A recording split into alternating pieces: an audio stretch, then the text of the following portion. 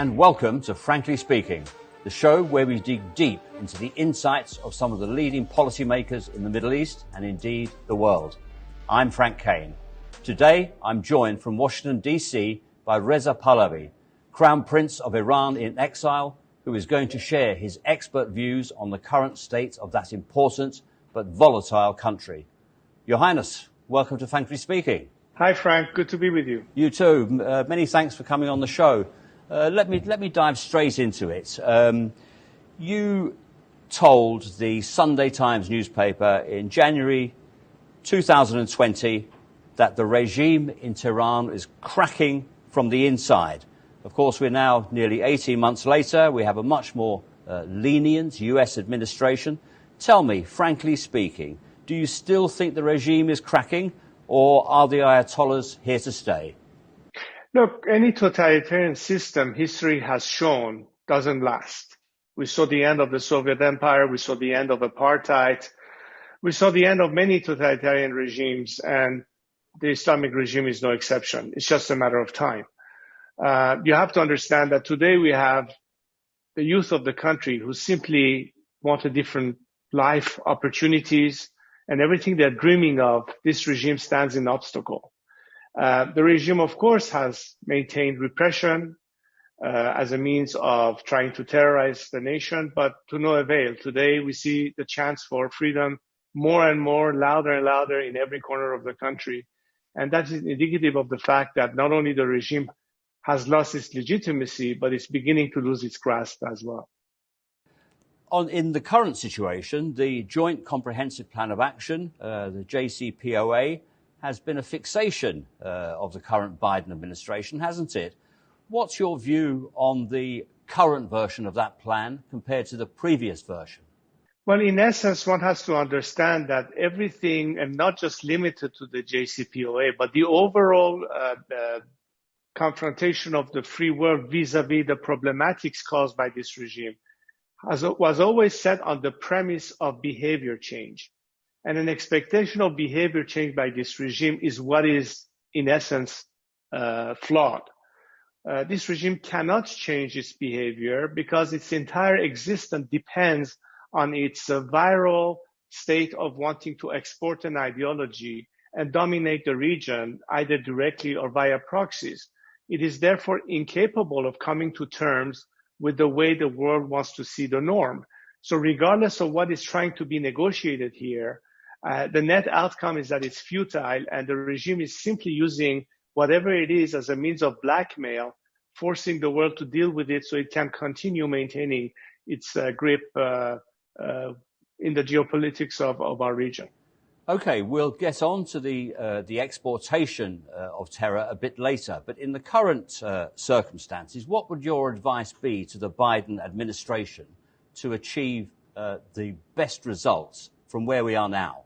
There is a direct correlation between the regime backing down and the amount of pressure exerted on it. We have seen, in fact, that for the most part, increased pressure on the regime has forced it to either curtail its ability to do whatever it wanted to do. Any relaxation, to the contrary, emboldens it and enables it to further its constant state of creating instability in the region, as we have recently witnessed in the recent clashes where rockets have been fired on Israel and things of that nature, and of course Yemen and many other examples we can point to. As a whole, while attempting to find a solution, albeit just limited to the nuclear issue, which should not be limited to it, and that's a different argument altogether, but you cannot have any sense of net result by going back to the same concept where today probably half of the components of the former JCPOA have expired, and you're trying to get same results with lesser means. In other words, the status quo is not favoring the world, but it's favoring the regime, unless something in the dynamics of that changes. And I think the only way to be able to at least get more results is not by laxing pressure, but to the contrary, exerting pressure. This is not just from the point of view of the outside we're looking in. it is also in the interest of a population that is paying the price every time the regime gets a second breath. Throwing the regime a lifeline is not the way to go. It will be net, lose-lose for the people of Iran and the free world, only to the benefit of the regime. Okay, that's an interesting point. So should things go well for the current regime in these negotiations and economic links are restored to the rest of the world, do you think that Tehran will use the cash that it gets from that restoration for the benefit of its people, or will it continue to finance terror groups and militias around the region? Well, I think we have seen that happen already once during the Obama administration, where a tremendous amount of money was released to the regime, and none of it was spent on the people of Iran. While people are starving in the streets, and we see images of it every single day via social media or other output, the money was spent on pretty much reinforcing the regime proxies in the region, in Syria and elsewhere. And I don't see any reason why all of a sudden the regime will say, oh, mea culpa, from now on we're going to take care of our own people. It's just not part of its raison d'etre. As I said, the regime from the get-go did not look at itself as a government for a state, but more as an agent of exportation of an ideology. And as such, the people of Iran have always been compromised and have not been part of the regime's consideration. I'm trying to understand the Iranian mindset here. And do you see any justification for the Iranian support for Houthi terror groups firing missiles into Saudi Arabia, or indeed from Hezbollah and Iraqi militia groups too? Is there any rationale for this? Well, if in your mind you separate where the people of Iran stands and the national interest of our country vis-a-vis what is the interest of the regime and where it stands in its views, you're talking about the two separate worlds. The regime, of course, has every interest to continue fomenting instability because its survival depends on that. To the people of Iran, on the other hand, our national interest depends first and foremost on having stability and peace and cordial relationship with our neighbors, as opposed to constantly meddling into their internal affairs by various means of interference. That is very clear.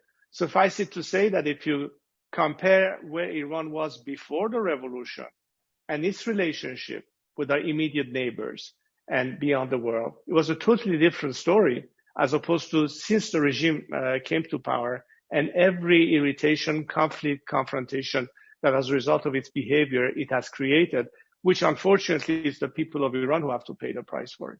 Let's move on to what might replace that situation. In a recent interview with Voice of America, you proposed that in the future Iran has an elected monarch. Tell me how this system might work in your mind. But the principle is essentially a democratic system which is based on sovereignty and the will of the people, like everywhere else in the world when we see democratic governments, irrespective of its final form. You have countries that are republics, you have countries that are parliamentary monarchies, from Japan to Sweden to Germany to the United States, albeit they are slightly different from one another because of the specificities of that particular nation and its population and its fabric, if you will. So the basic principle here is that whatever in the future we would like to attain in a secular democratic alternative to a theocracy that we are currently having in our country is for the people of Iran to ultimately decide the final form, so long as the content is democratic. Which is why I have asked my fellow compatriots, whether Republicans or monarchists, that in the future to put forth their best model or proposition as to what the final form could be, so that the Iranian people this time would clearly have all the alternatives and options available to them before they cast their final vote in a referendum to ultimately determine the final form. So this is the real principle that we need to think of, and the democratic process will take care of the rest. In other words, once the regime collapses, we anticipate a period of transition where a temporary government will have to manage the country's affairs while a constituent assembly will draft a new constitution, put to debate all these issues that are to be discussed so that the people of Iran ultimately have a choice of how and what they will determine the future. My issue, however, is that whatever the final form, the premise has to be something that ends up being a choice or a selection or an election by the people in order to have full legitimacy and be consistent with democratic principles. So it's a way of uniting Republicans and monarchists. Is that how you see it? Is that a viable power bloc within the Iranian political system? In a pluralistic society such as Iran, it is obvious that regardless of your ideological preferences, what transcends political divisions is the national interest and commonality of collective survival in a democratic system. Without a democracy, without human rights, we cannot achieve all the goals of peace, stability, and progress. That's a precondition to Iran's positive future. In that, any Iranian, regardless of opinion, have a common platform and agenda, I believe. What role would you see for yourself in this? Do you see yourself as this elected monarch? Or would you support an alternative candidate, perhaps somebody who can unite the Iranian people? What do you think? I have said to my fellow compatriots throughout the years, I'm not running for any office. The only mission that I have in life is to assist the process of reaching the point that I was talking about, where people can ultimately choose for themselves their future. My only mission in life is to get to that finish line, which is the liberation of Iran, and post this regime have an opportunity to establish a new secular democratic system in our country. That day will be the end of my political mission in life. Okay. Regardless of who the elected monarch or the president is, do you think that Iran can ever abandon theocratic rule? Have the Ayatollahs eternally changed the DNA of the country?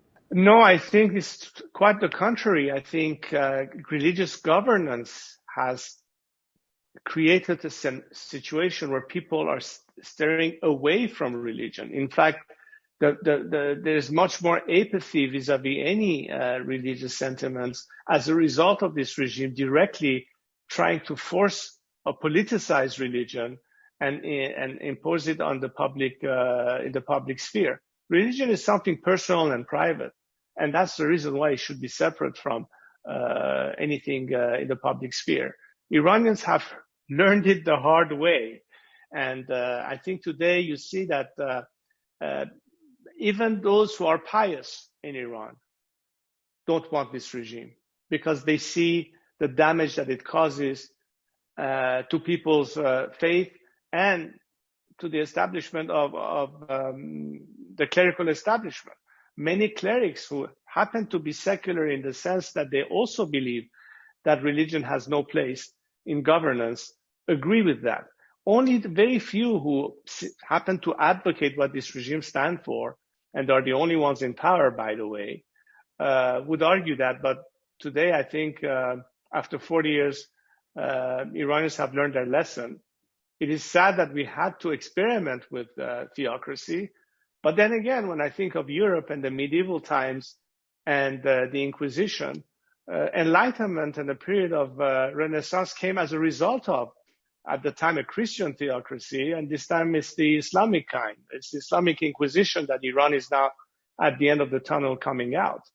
And in that sense, a separation between what religion is and what governance should be is becoming more and more clear and asked for by my fellow compatriots, particularly today's generation who has much more access to information and analysis and study and debate, fortunately, with the help of technology and social media. Very interesting point.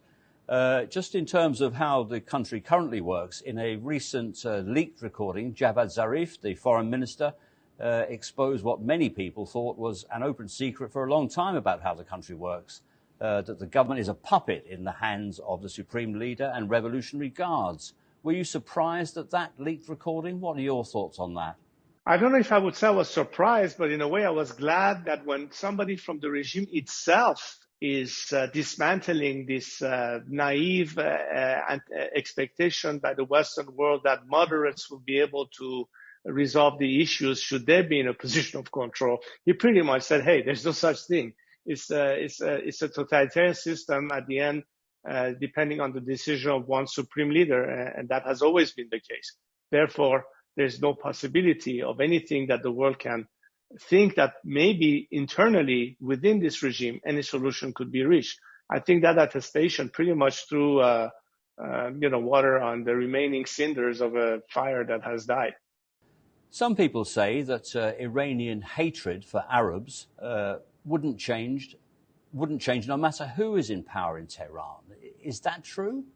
I don't believe that for a second, because I think that a nation like Iran, who has a long history of civilization, of culture, of tolerance within itself, has never had an issue of antagonism vis-a-vis any other culture or nation in order to be able to find its own identity. We had that in our own country, including the Arabs, whether they were Iranian Arabs or Arabs in the immediate region. This regime is the cause for this friction and conflict. It's a sort of something that has poisoned the well and has manipulated minds. But if you think of the average Iranian thinking of what the relationship can be with our neighbors in the Persian Gulf and our immediate area, why would they have any reason to have a need for antagonism in order to obtain what they want for themselves? In fact, I think to the contrary, the more we have cordial relationship with our neighborhood, the more quickly can we jointly tackle the challenges that we all face. Let me give you a simple example. Long before we can resolve the political crisis in terms of imperative, which of course it is, we should worry about water crisis that exists in our area.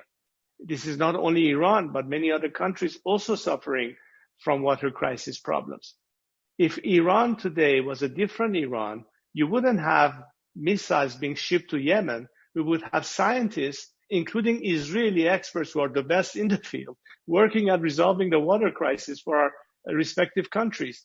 So imagine the change of scenery that can all depend only on this regime no longer being in place, creating all the problems that we are facing, including this kind of frictions that is a result of its negative influence. In particular with Saudi Arabia, should you ever come to power or the system that you advocate come to power, how would you see future relationships with the kingdom?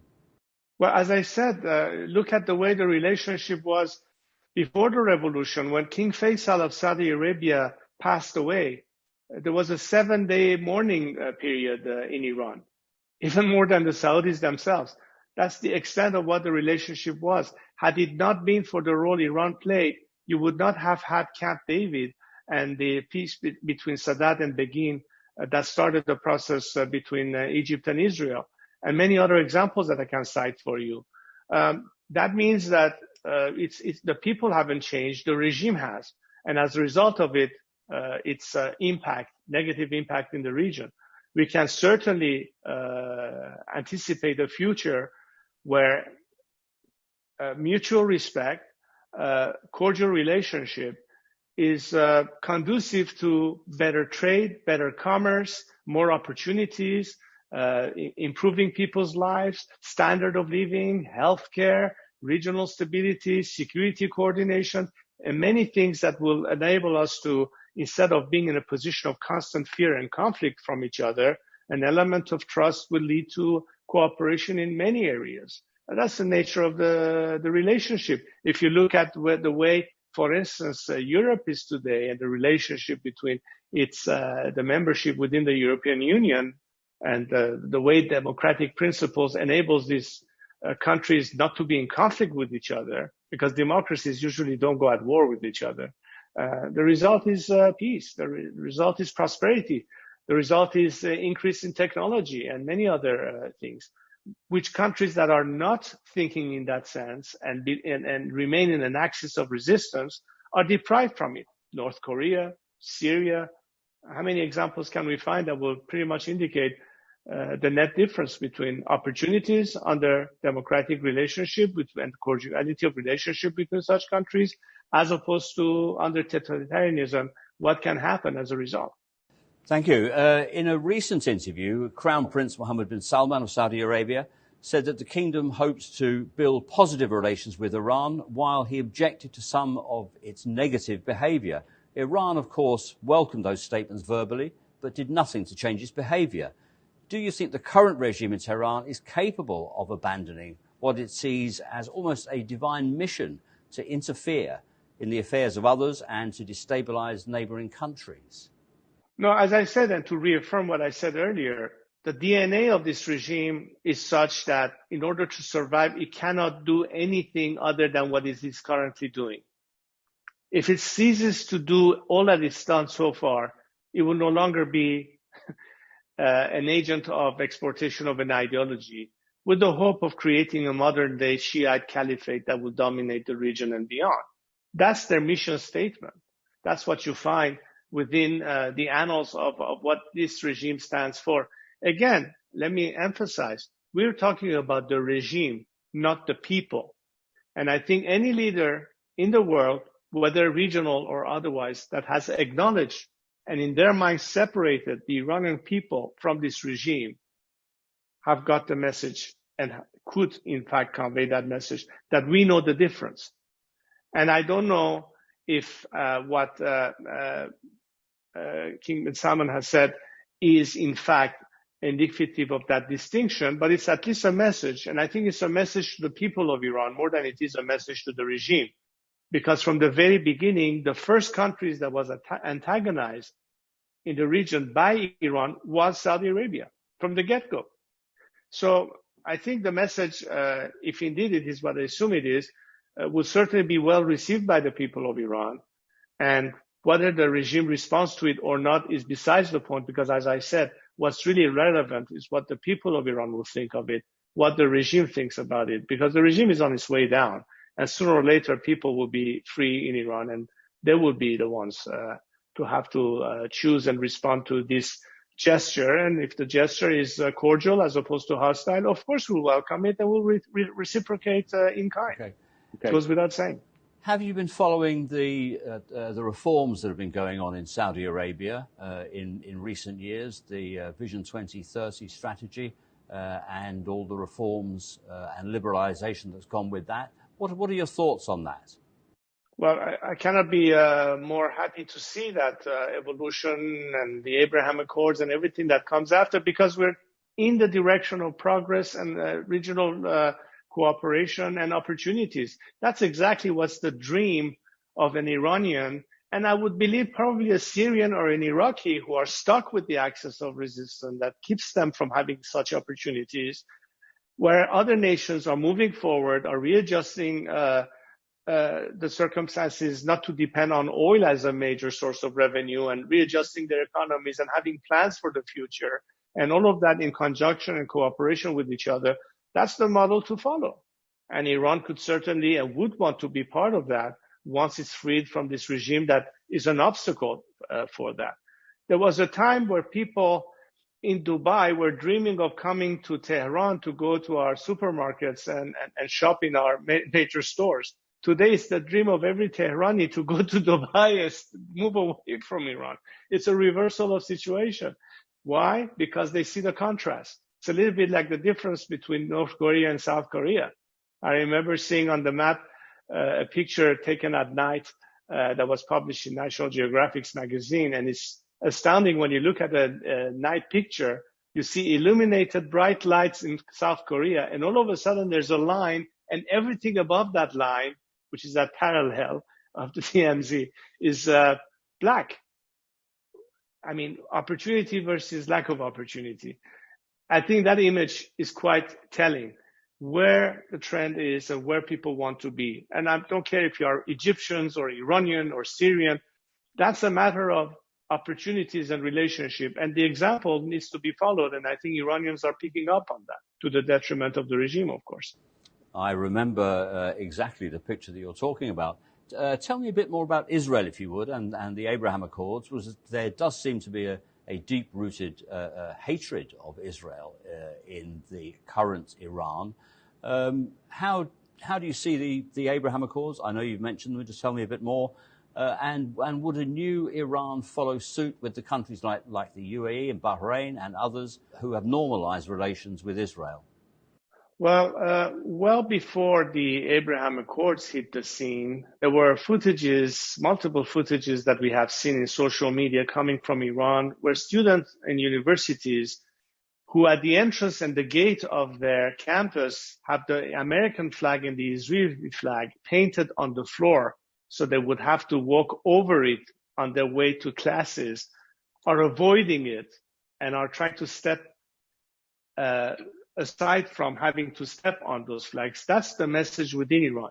When you hear slogans like neither Gaza nor Lebanon, my life for the cause of Iran, or Khamenei, give up, leave Syria alone, it's a lie that they say America is the enemy.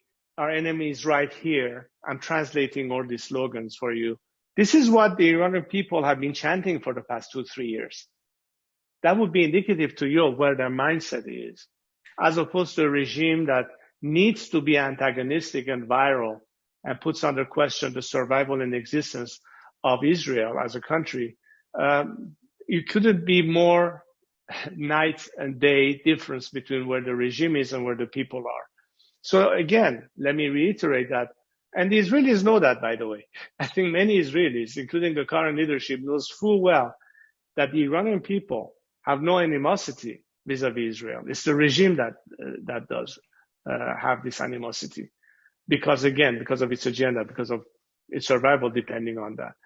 So whether it's Ben Salman, whether it's Bibi Netanyahu, whether it is anybody else looking at Iran, they know full well that once Iran is liberated, the people of Iran will be the first to say, hey, we have no quarrels with you. We want to be your friends. We want to be part of the free world, as opposed to a regime that has forced us to submission and is attempting to claim that it's speaking on our behalf where it is not. Which is why today you see that there has been an unprecedented unity over a unifying slogan and campaign of no to the Islamic Republic, which has been perhaps the most significant thing that happened ever since this revolution, and is leading today to a boycott of the current elections. It is unprecedented, and that shows the scope of where the people of Iran today, in an unprecedented unified way, stand in their majority, overwhelming majority, against this regime that is represented by a very few that are trying to cling on to power by any means or design, but that will be futile as well. You mentioned the oil market. Let me just ask you briefly about that, if you would, because Iran is a major producer, used to be a major exporter, but in recent months it seems to have almost piggybacked on the discipline that Saudi Arabia and OPEC Plus have brought back into oil markets. But it still isn't part of the OPEC Plus grouping. It's not a part of those output agreements. When will Iran become, again, a responsible full member of the global oil community? Well, again, if there are certain preconditions for a country to obtain the kind of status where it becomes attractive for investment, where it can have more trade, a specific banking system that allows for all former shapes of relationships, it goes back to not only the behavior of the system, but the transparency, the accountability, and many other factors that will certainly give you the kind of rating, if I could call it that, in terms of whether or not this country is willing, able, and capable of addressing such relationships and challenges. So it falls upon us Iranians to put forth the kind of system that will not only be protecting our national interests, but it will also be the kind of system that the rest of the world can deal with. And of course, we cannot hope to have anything close to that again, so long as this mafia-like paramilitary system where there's a symbiosis between the clerical leadership and its apparatus of repression and force, and an IRGC that is basically a commerce-driven, sort of security type apparatus, has created this overall asphyxiation, repression, and overall corruption that is a net result. Once you eliminate that from the scene, we're back to transparency. We're back to to accountability. We're back where the Iranian people can feel safe about their money not being burnt out in accounts that they thought they had under control, but their money has now somehow disappeared. Everything hinges upon that. So yes, I think the short end of the story is as the minute we can implement those changes under sane governance that cares and worries about the best interests of Iran, we have to be able to adjust to these standards so that the world can feel comfortable dealing with us. I have a final question for you. What essential message do you have for Iranians who might be watching this and who have had enough of the current regime, who are fed up with the current regime? What is your basic essential message for them? In the simplest form, what I can say is that democracy is the only way to have ultimately an opportunity for prosperity and progress. It has to be the element that gives the country stability. It gives the nation continuity of political stability, which is conducive to improvement of their lives, feel secure, have their rights protected, know that there's no discrimination at the hand of a system that violates your rights as citizens because of your religion, because of your ethnicity, because of your sexual preference and what have you. In short, democracy is a guarantee for prosperity, stability, and progress. And I think they know that. The question is not whether we need it, but how are we going to achieve it? And that's the challenge we face as a nation today. Rضاپهلوی, I'm very grateful for your illuminating insights, and it's been a pleasure to have you on Frankly Speaking. Thank you very much indeed.